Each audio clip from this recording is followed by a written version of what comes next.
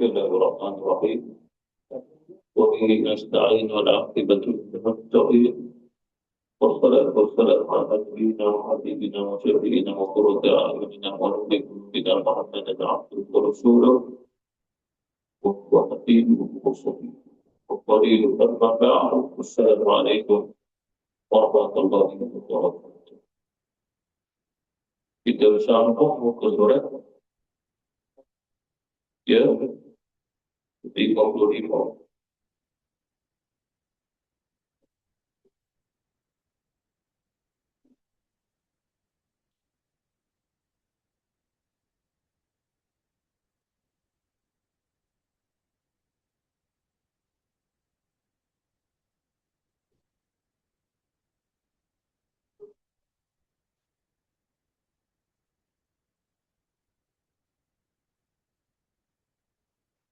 Sambung pada muka surat 55 pada tajuk merupakan nasir. Yang dimaksudkan nasir di sini adalah 4 tabiat. Dan dimaksudkan dengan tabiat di sini adalah yang disifati dan hidup pada insan itu. Itulah maksudnya nasir pada tabiat. Sebagaimana disebutkan di sini 4, api, angin, air, dan juga darah. Dan perbahasan yang disebutkan dalam kitab ini sebenarnya tidak terdapat dalam perbahasan walaupun kita asal di saudara kita Ahlus Sunnah wal Jamaah itu. Tetapi dalam kitab ini ada kerana apa? Kerana di sudutnya tasawuf menjelaskannya. Itu yang perlu kita ketahui. Dan di sudut akidah Ahlus Sunnah wal Jamaah, alam yang Allah Subhanahu wa Ta'ala cipta ini ada 2 jenis. Satu alam yang luas, yang besar adalah, dan satu lagi adalah alam yang kecil-kecil. Dan daripada alam tersebut mempunyai kehidupan. Dan tidak ada satu alam yang dicipta oleh Allah Subhanahu wa Ta'ala sebagai alam yang terakhir di atas alam semesta ini, melainkan adalah insan, iaitulah manusia. Jadi manusia ini adalah makhluk yang Allah Subhanahu wa Ta'ala cipta yang terakhir daripada seluruh makhluk. Walaupun itu, insan atau manusia ini adalah jenis yang alam yang besar, bukan jenis alam yang kecil. Maka kalau kita memandang manusia ini termasuk pada alam yang besar kerana tabiat tadi. Sehingga kalau kita melihat manusia ini berada dalam kehidupan alam yang besar, kerana Allah telah memilih yang makhluk yang terakhir ini mempunyai kedudukan daripada makhluk-makhluk yang lain. Itu yang perlu kita ketahui. Quran mengajar kita, Allah Subhanahu wa Ta'ala menciptakan makhluk, dia Al-Khaliq, yang dicipta makhluk. Tetapi Allah Subhanahu wa Ta'ala tidak pernah menyatakan bahawa yang mendiami syurga itu selain daripada turun makhluk jin dan manusia. Selain itu, maksudnya adalah tidak syar'i ini iman. Jadi insan tadi manusia yang beriman syurga, jin yang beriman syurga ini. Tetapi mereka juga beriman alam semesta ini dengan langitnya, begitu juga dengannya, buminya, planet-planet yang lain, mataharinya, bulan. Itu semua kepada ulama akidah dan sunnah wal jamaah semua beriman. Itu adalah dia makhluk. Tetapi yang istimewa di sisi Allah adalah apabila ditempatkan makhluk itu di syurga dan dipilih dapat pemandangan melalui dia. Yang kita kata kita melihat Allah kerana kita jadi ahli syurga. Tidak, Allah memperlihatkan dirinya kepada ahli syurga. Itu istilah akidah Ahlus Sunnah wal Jamaah. Dan kalau kita lihat di sini dalam empat anasir tadi, empat tabiat, api, angin, air, tanah, ini makhluk sebelum. Bukan makhluk yang Allah Subhanahu wa taala cipta setelah Allah Subhanahu wa taala menciptakan insan, manusia itu. Ini sebelum. Disebabkan Allah Subhanahu wa taala menciptakan dalam Quran, Allah Subhanahu wa taala menciptakan agar jin min nari, daripada api, adab daripada tanah. Ini menunjukkan bahawasanya Allah Subhanahu wa taala ketika dahulu menciptakan akan tanah. Angin sebelum itu lagi disebabkan apa? Di antara langit dan bumi Allah Subhanahu wa taala cipta angin namanya. Di udara adanya angin. Kemudian adalah air, dan air ini ulama akidah menunjukkan antara makhluk yang awal Allah Subhanahu wa taala cipta. Dan perlu kita ketahui empat itu sebenarnya Allah Subhanahu wa taala menyatakan tentang penciptaan ini semua adalah sifat, sifat. Jadi maksudnya jangan dilihat kita dalam diri kita ada api, dalam diri kita ada angin, dalam diri kita ada air, dalam diri kita ada yang tanah. Tetapi dikaitkan dengan sifat-sifat api, sifat pada angin, sifat pada air, sifat pada tanah. Seperti mana contoh kalau dikaitkan sifat pada api, sebagian ulama menyatakan yakni melambangkan sesuatu sifat yang disifati. Seperti mana contoh yang dikaitkan dengan api kemarahan, sifat marah, sifat ego, sifat sombong, itu juga dikaitkan dengannya api. Kalau dikaitkan dengan angin, iaitulah manusia itu pada akalnya, pada jiwanya boleh berubah-ubah. Saya bagi contoh yang mudah, yang pendek-pendek saja. Kalau dikaitkan dengan air, itu sifat pada manusia itu sendiri, hidup. Begitu juga dikaitkan dengan keinginannya, apa yang dia mahu. Lalu kata ulama itu menunjukkan pada sifat pada air yang terdapat padanya insan itu sendiri. Sekiranya dikaitkan dengan tanah, maka menunjukkan bahawasanya sifat pada kekuatannya, sifat pada kelemahannya, sifat pada kecenderungannya pada sesuatu. Dan itu juga menunjukkan pada sifat rendah diri, sifat kehambaan. Jadi yang disebut empat ini perlu disyarahkan sifat-sifat diri kita pilih. Contohnya pilih, sekiranya kita sabar, kesabaran itu duduk pada anasir yang mana ini? Sekiranya kita tidak sabar, kita marah-marah, ini di mana? Kerana itu Rasulullah memahami sifat manusia itu. Contoh kata Rasulullah, tidak ada seseorang yang marah, mereka ada api dalam dirinya. Barang siapa yang marah, maka tidak lagi duduk jika dia pilih. Sekiranya duduk pun masih ada kemarahan, hendaklah dia berbaring. Sekiranya masih marah, hendaklah dia mengambil wudhu kerana kemarahan itu daripada api. Tapi bukan hakikat. Anasir tadi, tabiat pada diri manusia. Sehingga Rasulullah SAW menyembuhkannya merawat dengan air. Yang terbaik adalah wudhu. Kerana apabila kita berwudhu, kita gunakan air. Bahkan dia menjadi satu ibadah. Ini menunjukkan bahawasanya rawatan tentang api kemarahan dirawat dengan ibadah. Itulah adalah contoh. Itu contoh pada sifat sifat marah. Kalau sekiranya sifat sabar, tak dia letak di mana sifat sabar itu dikaitkan dengan air. Kalau sifat tawaduk dikaitkan dengan yang tanah. Sifat tolong-menolong itu dikaitkan dengan sifat yang angin. Jadi semua itu dikaitkan. Cuma bukan mudah untuk menyatakan sifat-sifat ini mengikut pada perbuatannya. Sebelum kita melanjutkan lagi, itu satu perbahasan yang mungkin saya tidak perlu sebut. Semua ada kaitan dengan sifat. Mengapa? Kerana orang kali ini mereka belajar tentang yang sifat. Dan tidak ada masalah untuk mereka menyatakan sifat itu apa, dipandu, dibawa untuk siapa. Tidak ada masalah. Tetapi yang jadi masalah adalah satu sumber dalam menyifatkan sesuatu, kemudian disandarkan, dibawa ke mana sifat tersebut.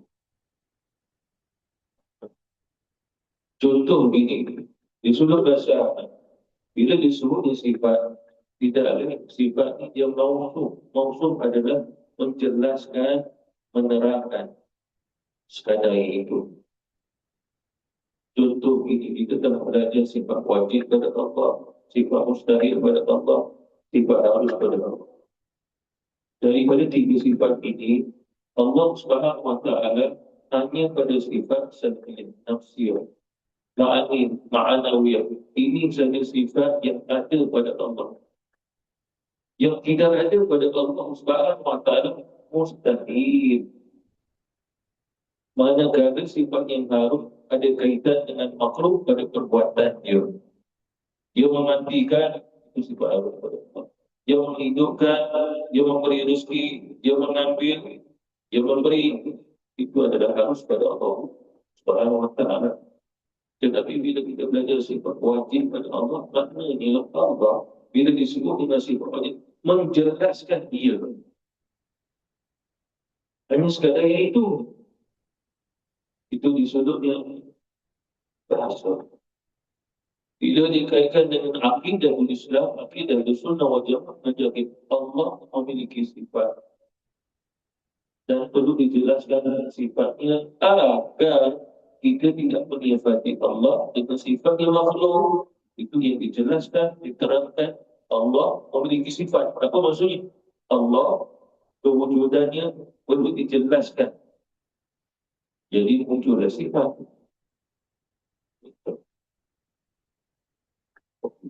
Berbahasa luas. Jadi jelaskan. Cuma dengan sebab kesalahan orang kali ini dalam menyifatkan Allah dari sumber yang salah. Tanpa mereka sedar, mereka menyifatkan Allah dari sumber dengan falsafah. Dalam falsafah juga ada ilmu tentang sifat dan menyifatkan. Itu di sudut yang falsafah menerangkan bahawa segala yang sifat ini mesti dia adalah wujud, kemudian ada bentuknya, ada tempatnya. Wujud, ada bentuknya, ada tempat. Position. Itu falsafah.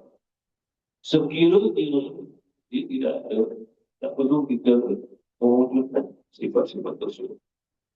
Maknanya sesuatu yang wujud dengan bentuk boleh digambarkan, boleh diletak dia di mana dan diaturkan pada sifatnya, maka barulah boleh disifati.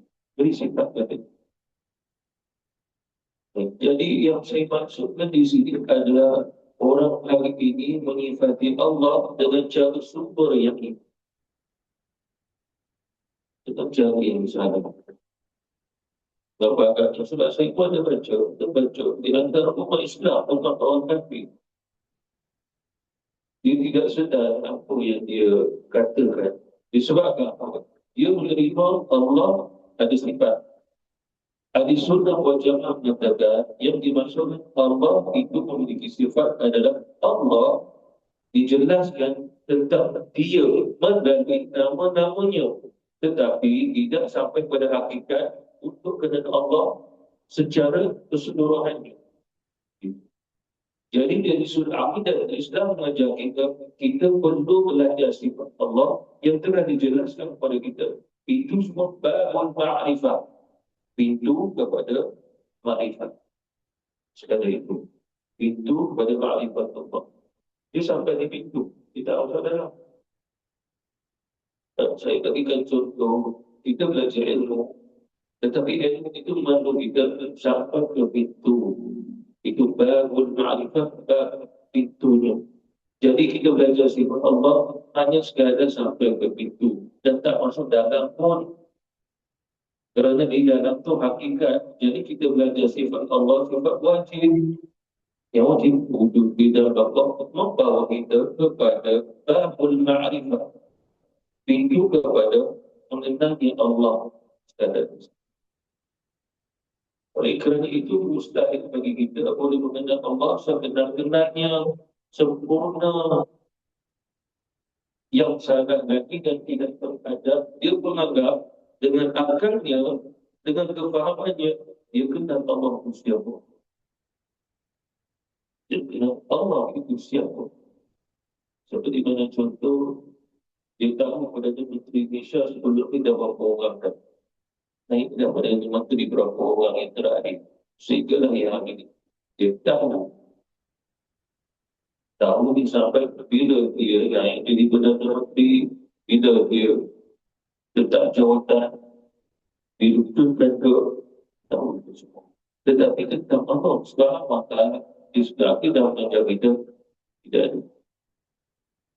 Tidak ada siapa di antara insan dengan empat nasib, empat tabiat ini boleh mengenal Allah sempurna. Itu yang perlu kita ketahui. Oleh kerana itulah kenapa kita perlu ketahui perkara ini. Disebabkan umat Islam dalam memberi sifat kepada Allah, dia tak menggunakan kaedah akidah sunnah wal jamaah, dia guna falsafah. Oleh kerana itulah mereka mengatakan tidak mustahil pada Allah yang wujud bertempat satu. Tidak mustahil pada Allah itu wujud dan ada gambaran itu. Yang tidak mustahil Allah itu wujud dan mempunyai anggota yang fizikal ini, jisimnya. Itu semua ada jawapan. Dan ini ada yang dipegang sampai hari ini. Ada dipegang sampai hari ini.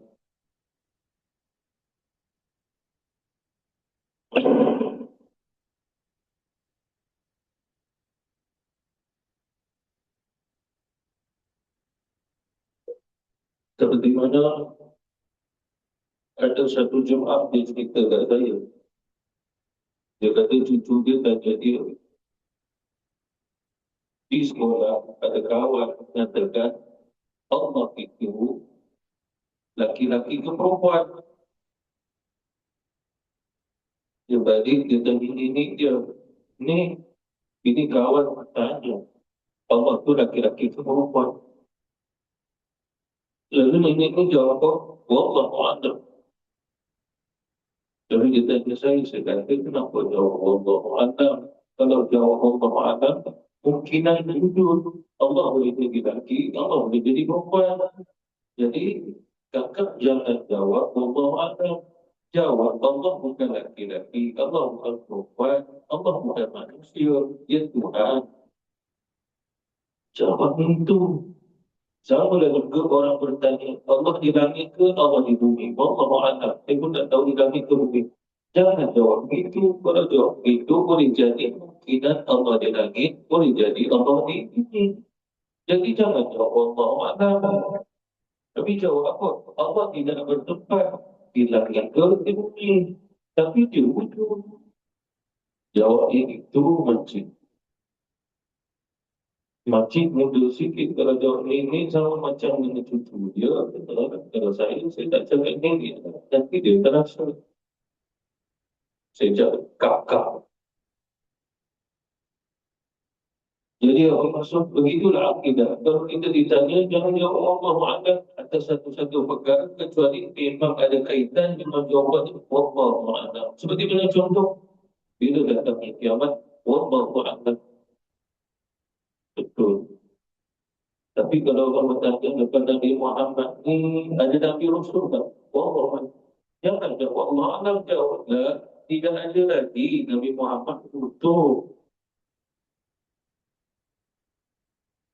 rasa-rasa hujan turun tak sedang ni. Allah mana nak tahu? Itu betul ke? Itu yang kita belajar akidah. Sehingga akidah kita tu jazah. Kalau ditanya boleh jawab sebab soalan ini ada pada doti akarnya.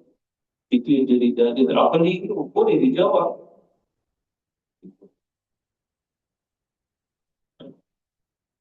Dan yang terakhir di sudut sifat tadi, itu kita ketahui bahawasanya jangan kita beranggapan kita dalam banyak sifat, apa yang kita fahami itu Allah pada sifat tidak demikian. Mengapa agaknya ini? Kita belajar ilmu bahasa apa? Bahasa itu. Baik. Kita memberi makna pada Allah sifat dengan makna dengan bahasa itu.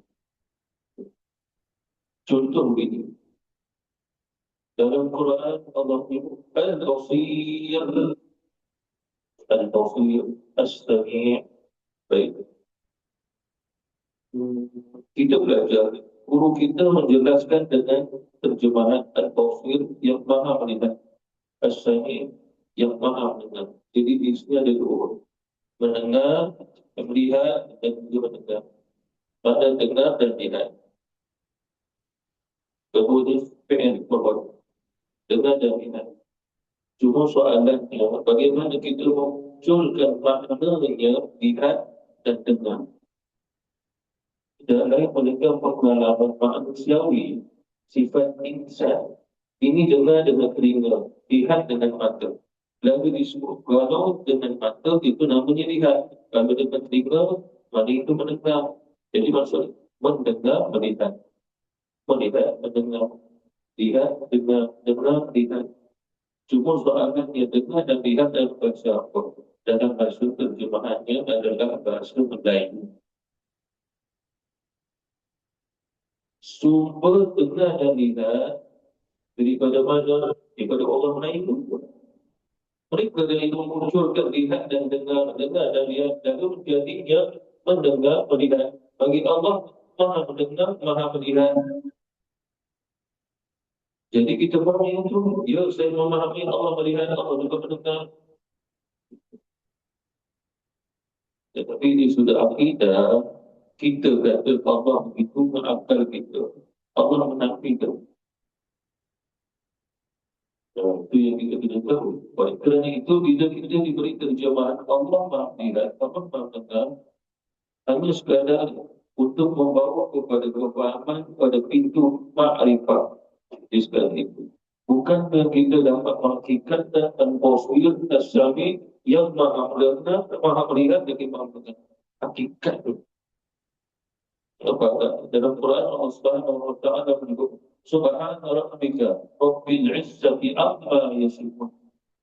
Subhana rabbika, maha sucimu wahai Tuhan. Maknanya maha suci Allah wahai Tuhan. Subhana adalah maupun muka. Jadi maksudnya pusat itu. Maka menunjukkan Allah terlebih dahulu menyucikan disifati dengan apa yang disifati dengan bahasa, disifati dengan akal tentang dia. Maknanya Allah menafikan yang kita sifati ada Allah itu bukan dia. Dia bukan maha mendengar, dia bukan maha melihat, dia bukan basir, dia As-Sami'. Apa maknanya? Tak ada makna, tidak ada terjemahan. Itu dia. Oleh kerana itu Allah kata di sini Subhana rabbika rabbil izzati, Tuhan yang maha agung, yang maha mulia. Apa yasifun, daripada apa yang disifatkan. Dan umat muslim mengatakan Allah Subhanahu wa taala dia di atas saja. Dan Allah kata Subhana rabbika rabbil izzati amma yasifun, daripada apa yang disifatkan Allah Nabi. Itu bukan dia.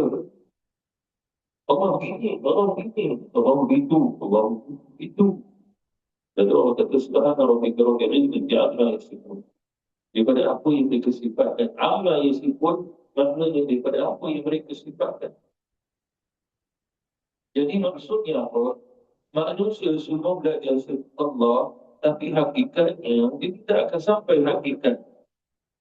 Kerana apa? Kalau sekali kita belajar Allah maha mendengar, Allah maha melihat, dia tetap as-sabir, dia tetap di al-basir, as-sami' pada bahasa Quran. Hakikatnya kembali atas keagungan dia.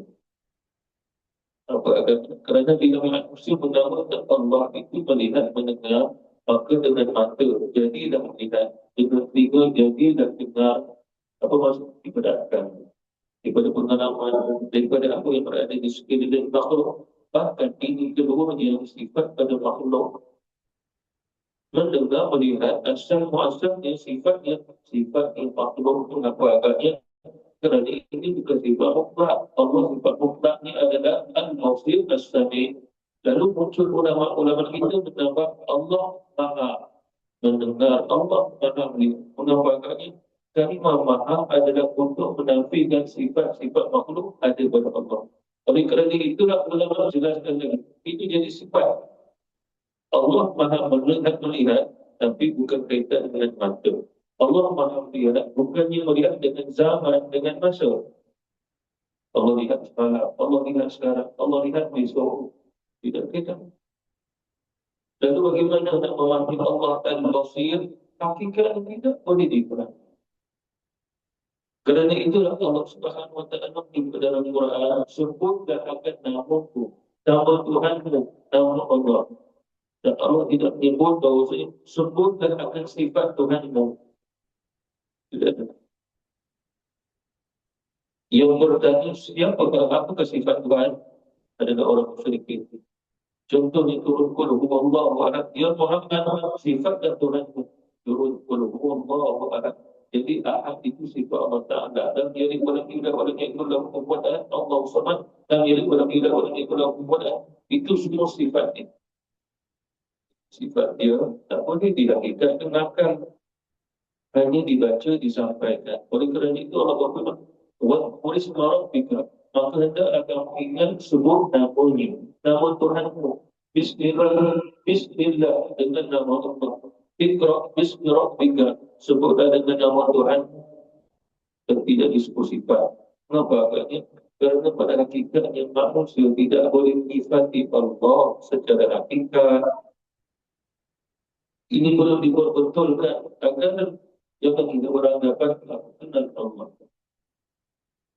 Sedangkan yang mengenal Allah di menempuh satu jalan seperti mana yang mengenal Allah.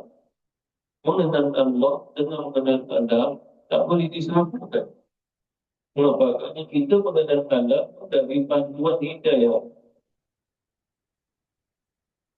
naluri, ilham, lalu kita ada pencipta. Rasul datang beritahu penciptanya Allah. Itu hidayah. Ada yang menolak kata Allah. Dia tidak mahu hidayah tersebut. Dia tidak mahu. Tetapi Allah yang kita kenal bukan begitu. Allah yang kita kenal, dia beri nur. Dia beri kita, sehingga kita kenal, dia adalah Tuhan kita. Kita hanya sembah pada dia. Dan tidak ada musyrikannya dan dia tidak ada sekutu. Sekadar itu makrifat yang tertinggi. Itu makrifat dan itulah kita menyembah Allah Subhanahu Wa Taala. Okey. Jadi kita kembali pada empat an-nasir di sini.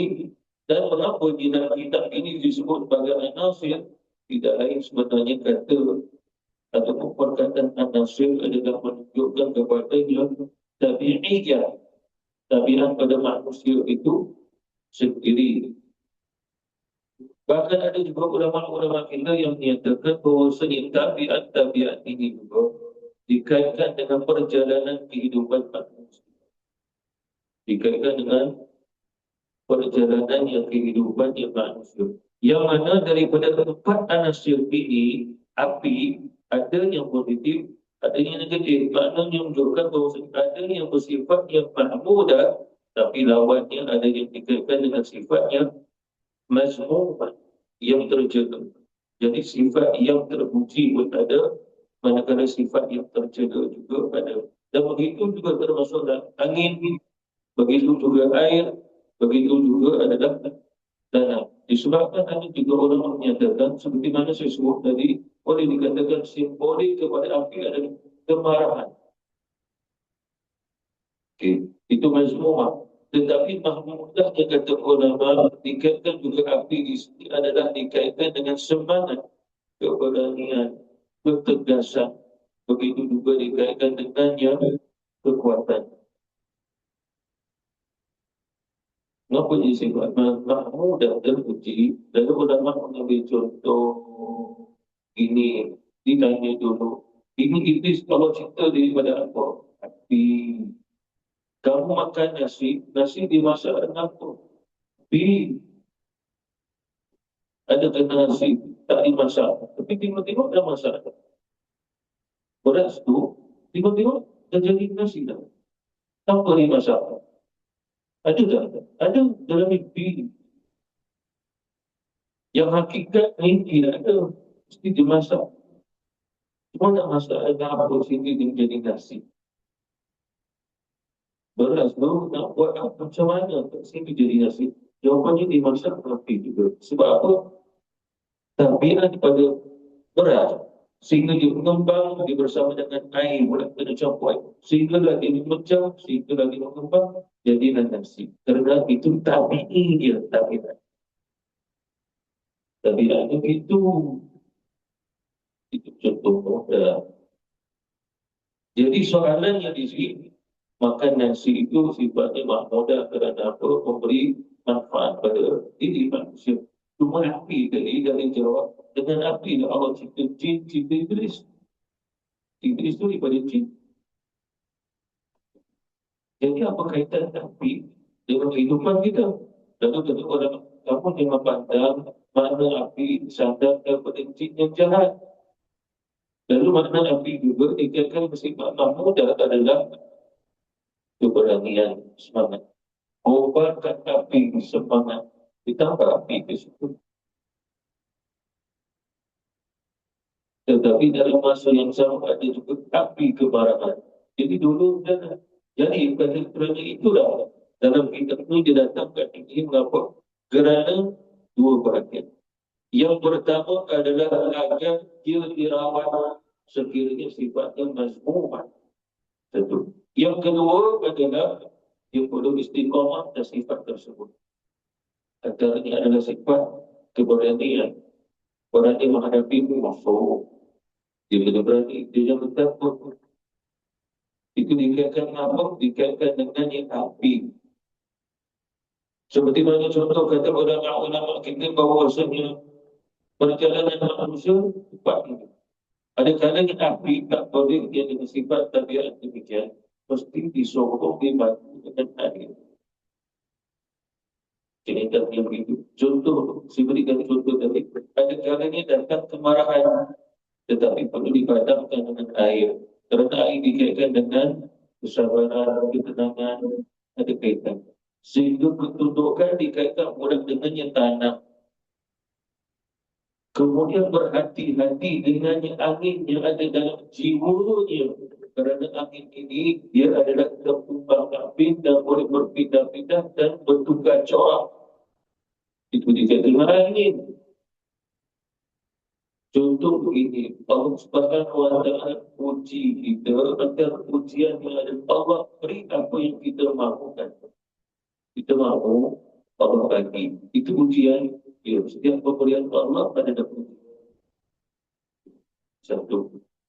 Yang kedua, Allah uji kita, apa yang kita mahukan, dia tak beri. Bahkan dia tahan lagi itu. Sebab Allah al-Qabid dan Basit. Dan nampak dua ni. Yang pertama, Allah uji kita, apa yang kita mahu, kita dapat. Di sini fikir secara logiknya dia, aku nak makan, dapat makan. Aku nak minum, dapat minum. Aku nak usaha, dapat usaha. Aku nak membeli, dapat membeli. Orang berniaga, menjual, ada orang membeli. Itu semua ujian. Tetapi ada yang dipuji oleh Allah Subhanahu wa Ta'ala. Dia mahu makan, Allah akan bagi makan. Apa ujiannya? Kalau mereka puasa setiap hari. Atau Allah uji dia sakit sehingga dia tak boleh makan. Dia tak boleh makan. Siapa yang kata? Orang yang pandai kan. Pandai kesedatan kan. Tak boleh makan ni. Dia cek darah kita. Makcik kenapa darah? Makcik ni darah tinggi ni. Di mana ni? Naik sampai 12. Makcik makan apa? Saya makan asam. Doktor, makan asam boleh naik tu. Boleh sebab asam tu ada gula. Asam gula. Dah berapa lama macam makan? Seminggu. Habis tu 2 botol dah. Asal gula dari Thailand tu, biasanya darah dia 4, 5, 4, 5. Hari tu main 12. Jadi kita nampak tak sebab munasabah, sebab yang ada. Lalu bila kita tahu, tapi kita tak makan, habis lebih kurang sebulan, pergi cek, tengok 4 kali. Okey, ini akan memberitahu. Jadi, apa yang saya nak bagi tahu? Empat tabiat tadi, empat anasir tadi, kembali balik pada kefahaman. Maksudnya adalah kita mengetahui satu-satu jawapan daripada apa yang kita lakukan, apa yang kita makan. Dia mempunyai satu besar kepada kita kembali. Oleh kerana itulah, bila nampak tak diri kita memandang. Aku ni macam angin. Hari ini tak terima. Esok aku tolak. Ataupun hari ini dia tolak. Esok dia terima. Angin macam radang ditolak angin. Okey, selesai. Cuma jalannya sekiranya itu adalah bersifat dengan sifat yang mazmumah tercela, maka itu perlu dirawat agar dia menjadi sifat yang mahmudah. Keadaannya begitu, mana mahmudah terpuji. Jadi nak dirawat dengan cara apa? Kembali daripada anasir-anasir yang lain. Maka kalau kita mendalami, apa mungkin saya kena sebut sebelum ini? Saya kena sebut. Dalam kitab Futuhat Makkiyah ada satu bab tentangnya apa yang dicintai oleh Allah dengan udara dan cuacanya, musimnya, begitu juga dengan fi falaki yasbahun ataupun falaknya, bintang-bintang itu adalah falak itu. Dan dia ada kaitan dengan diri kita. Itu. Contoh ini, jangan dilihat kita lahir Januari ke, Februari ke, Mac ke, jangan dilihat ini. Lalu dilihat bagaimana? Dilihat kita lahir malam ke siang. Kalau malam, awal malam, pertengahan malam, akhir malam. Kalau siang, awal pagi, tengah hari, ataupun sebelum itu tengah malam, sebelum terbenam matahari. Kenapa agaknya? Kelahiran kita ajadi. Allah telah tetapkan dalam diri kita, jenis kita ni sejuk ke panas pada kelahiran pada waktu itu. Contoh ini, bila seseorang itu adalah orang yang lahir pada waktu malam, antaranya sepertiga malam, pukul 3 pagi, pukul 4 pagi, kebiasaan orang ini adalah di dalam dalamannya, dia berjaya darah yang agak sejuk. Bila dia sejuk, tasawuf mengajar, jangan banyak makan benda-benda yang sejuk sebab diri dia memang dah sejuk pada kelahiran itu. Ini bukan satu yang wajib kita ikut, tapi memang ada ulama-ulama cerita macam itu. Oleh kerana itulah bila tidak sesuai, maka diri kita tak seimbang. Bila tak seimbang, kita jatuh sakit. Contoh, aku makan ni, aku jatuh sakit. Aku makan ni, aku sakit pada. Kerana apa? Itu tidak memberi keseimbangan pada diri kita. Bagi orang yang lahir pada waktu siang, lebih-lebih lagi atas atau pada diri dia ada disifati daripada darah yang bersifat panas. Dia sesuai makan dengan makanan yang sejuk-sejuk. Ambillah daripada apa-apa yang sejuk sesuai itu. Oleh kerana itulah bila makan yang sejuk-sejuk, dia tak jatuh sakit. Tapi bila makan yang panas-panas, sakit dia. Macam Rasulullah, kita lihat kehidupan Nabi. Nabi lahir sebelum subuh. Dia lahir sebelum subuh. Itu pasal bila kita melihat Rasulullah makan, Nabi minum, itu sesuai dengan diri Rasulullah yang lahir waktu itu. Nabi suka makan kurma, Nabi suka minum susu, air berahan kurma, air rendahan kurma. Itu semua sesuai dengan kelahiran Nabi ketika itu. Tapi cerita ni banyak kan. Sebab paling kurang dia ada kambing goreng di luar sana, sekor. Ini seringnya sebab saya sekarang yang sebut yang dikaitkan dengan Pak Nasir juga. Kerana apa? Perjalanan kita semua kembali kepada yang ini. Kerana apa?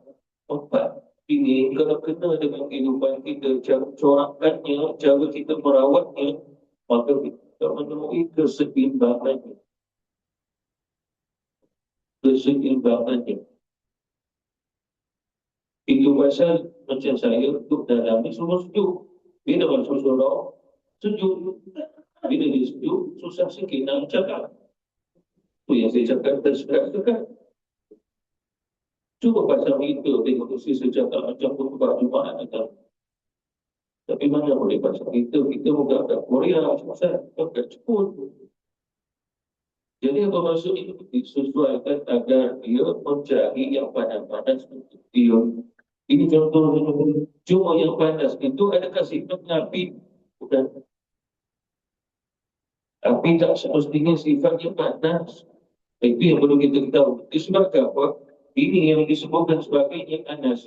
Bukan diambil api sifatnya panas pada kita cari api. Tak semestinya kita perlu cari itu. Tetapi yang dimaksudkan mencari sesuatu yang memberi keseimbangan pada diri kita. Oleh kerana itulah Allah Subhanahu Wa Taala bagi kita, kalau kamu nak rasa satu kelezatan dalam ibadah, kamu ibadah pada waktu malam. Wa minal laili fatahajjad bihi. Dan pada waktu malam kamu tidur, kamu bangun.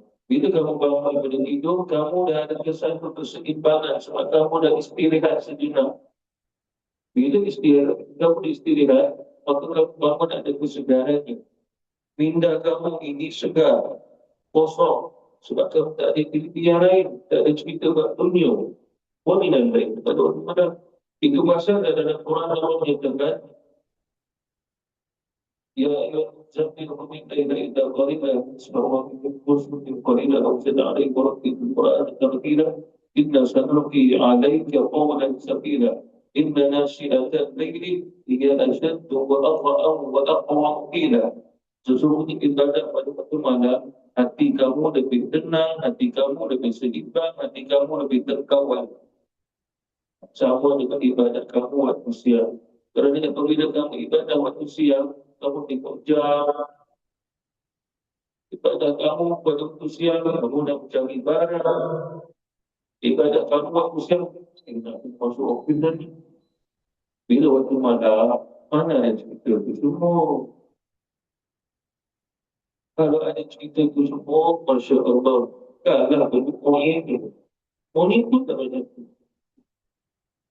Jadi perbezaan itu, jadi oleh kerana itu, bila Allah SWT malam, dia ada kaitan api, angin, air, tanah. Semua ada kaitan. Semua ada kaitan. Cuma perbahasannya dalam cuma kita sikit-sikit dan belajar bahawa sungai memang diri kita ada empat unsur, empat tabiat ini. Jadi kita jangan marah kita ada api, jangan marah kita ada angin, jangan marah kita ada air dan juga tanah dalam diri kita. Kerana itu salah satu simbolik untuk memberitahu itulah kita dan bagaimana kita nak memberi keseimbangan dengannya air, angin, tanah, teriak semua nak diseimbangkan dalam tubuh kita. Seperti mana contoh, diri kita seperti mana tanah. Jadi kalau nak subur, kumpulkan air yang secukupnya. Okey, saudara. Di sudut sains perubatan, kita memerlukan air yang seimbang. Jangan terlalu kurang air, jangan terlalu lebih air. Kalau air lebih dalam paru, keluarkannya. Kalau kurang air, dicucuk masuk air. Itu ke hospital lah. Itu di sudut sains. Di sudut logik manusia. Jadi itu semua ada kaitan. Jadi ulama-ulama kita pun disebutkan seperti saya. Tapi dia nak cerita itu diri kita. Hakikat kita yang telah diciptakan oleh Allah Subhanahu Wa Taala. Wallahu ta'ala. Wabillahi taufiq wal hidayah. Wassalamualaikum warahmatullahi wabarakatuh.